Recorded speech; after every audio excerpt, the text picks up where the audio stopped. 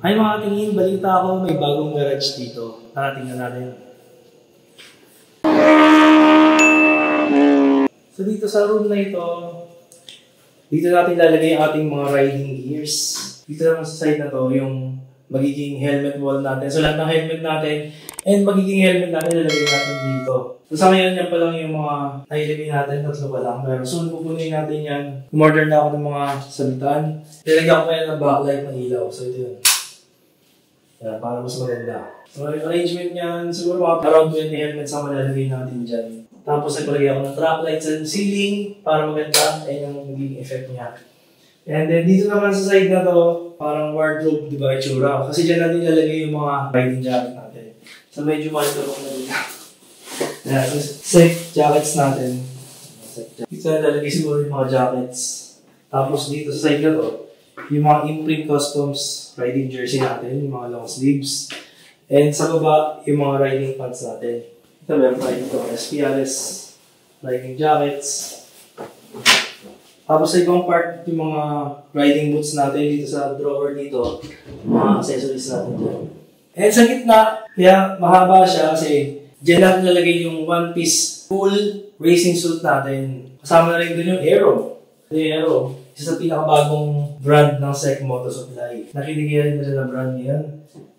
This is an Italian brand, Aero. So, sikat to sa mga off-roading. So, kung ano man yung magiging helmet natin, lalagay natin dyan, display natin. So, right now, medyo mabili pa guys. Meron din tayong Axis helmet, palagay din natin dyan. Ito, SEC helmet, carbon. So, lahat ng helmet natin, pati yung mga previous helmet natin, ito dating brand na kinikaya ni SEC Moto Supply, Scorpion na carbon, nalagay din natin yan dyan. So, abangan nyo guys, soon, mapupuno natin ng mga gears to, palagay natin. Ang gusto natin maging effect niyan is parang showroom style, parang naka-organize siya. Tapos, siguro maglalagay tayo ng wooden table dito sa gitna para dito tayo mag-unboxing ng mga products. And, back na natin sa unboxing natin. Tapos, labas naman tayo.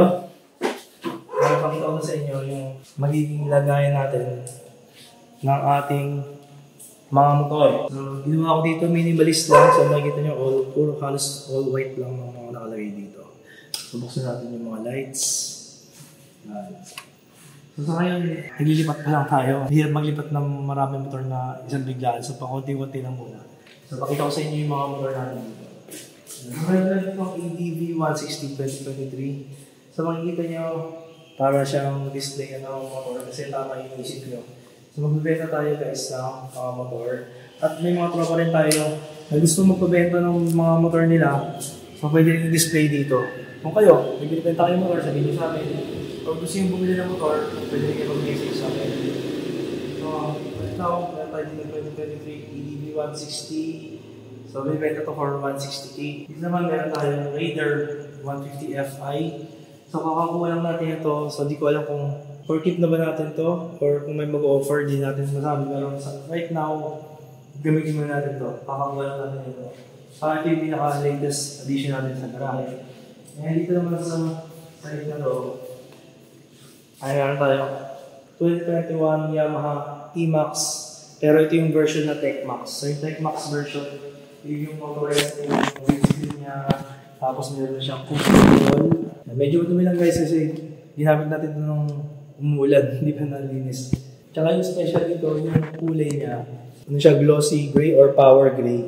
Mas fully loaded na to, meron tong Denali D3 na made in Germany ito na auxiliary light.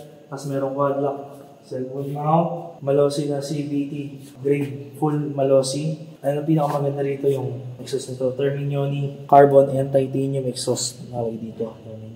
So fully loaded na to, halaga na itong exhaust na to, I think it's 80,000 plus yan. 5K OD lang to, so fresh na fresh, imagine. 2021 siya, pero 5K OD lang. So, idalagaan nyo kung hindi siya na nagamit. Kahit tayo, sa best ko pala nagamit to, tsaka abangan nyo yung vlog. I-post ko rin yung vlog kung paano ko nakuha to, tsaka first ride natin dito. I-post ko rin. So right now, inuna ko lang muna itong pag-showcase sa ating parking. So ito, binibenta natin to for only 720,000. And dito naman tayo, isa sa pinaka-favorite kong naked bike, top 2. naked bike on my list. This is a 2021 Kawasaki ZH2. So ang audio lang nito is 5K lang din. 5K audio lang din pala ito, fresh na fresh. Isa din sa highlight nitong bike na to is naka-Akrapovic exhaust. So legit din yan guys. So pares naka-legit, fully loaded. May namala na rito. And pinag-isipan lang niya kung ibenta niya or kukunin niya. So if ever na gusto niya ibenta to, i-update ko kayo. Bigyan natin ito sa very reasonable and friendly price. Dito naman sa dulo na dito. So, lalagyan pa lang natin ito ng mga motor. Motor pa din yan. So, may mga outlet para mag-charge tayo using battery tender charger. So, dito naman sa side na to, pinili kong ilagay yung open shelves na naka-opposite dun sa entrance para malinis tingnan. And syempre dito kasi yung mga kalat natin Ito yung mga motorcycle cars, mga exhaust, yung mga gulong siguro sa taas, and yung mga tools natin. Dito naman sa part na to, initially gusto ko lang lagay ng brakes. Kaya lang wala nang time and masyado magastos yung brakes. So pinalagyan natin ito ng tiles na mukha siyang stones para mayroon siyang grip effect. Kasi masyadong plain kung may flat. So ito yung pinaka-magiging accent wall. Baka so, lagyan natin ito ng pangalan. Kaya red backlights na tutok doon sa wall para kaya lagyan ng pangalan or logo natin. And dito syempre, yung mga pamalakasan natin nakalagay ngayon dyan. Ito yung 2021 Yamaha R1. Hindi ko pa rin na-upload yan yung paano natin kinuha. So, na-upload natin yan. So, ito yung last rare standard R1 na fresh sa Pilipinas. Kasi only 2,400 kilometers na tinapos na ito. Tapos naka-Austin Racing exhaust. Patay din yun. And yung katabi niya, ito yung CBR 650R natin. And by the way, mga gusto ng beginner bike, pwede ito, beginner bike na inline 4 na abot kaya kasi binibenta to for only 500,000 pesos. Ang brand new is 550 na wala pang accessories. Ito maraming accessories. So guys, meron itong Orion exhaust, cat elite, single seat cowl, tapos may quick shifter, OEM Honda quick shifter na, tsaka mga Evotech slider, radiator guard, block of plates. Pero kasama pa rin yung mga stock parts na ito. Kasama yung stock seat, stock passenger seat, and yung side mirror kasama yan. So only 500k lang. And ang audio nito is only 7,000 kilometers lang. So fresh na fresh din. 2022 model, Honda CBR 650R. So yun, so soon, baka mapuno na ng mga motor to. And hindi pa tayo nagtatapos. Meron pang isang pinaka-highlight kung parking area natin. So, kung nakikita yung ceiling natin, makindab siya kasi it's an acrylic ceiling. Ayan siya. Ayan. So, napakaliwanag. So, kaya yung napili kong ipalagay acrylic ceiling na may LED sa loob ay para mag-silbi siya kasama lang yung softbox. So, kung ito yung white ceiling, white walls, and white tiles para siya kasama lang yung softbox, kasama lang yung studio. So, pwede tayo mag-showcase dito, mag-walk around ng mga bike area sa gitna.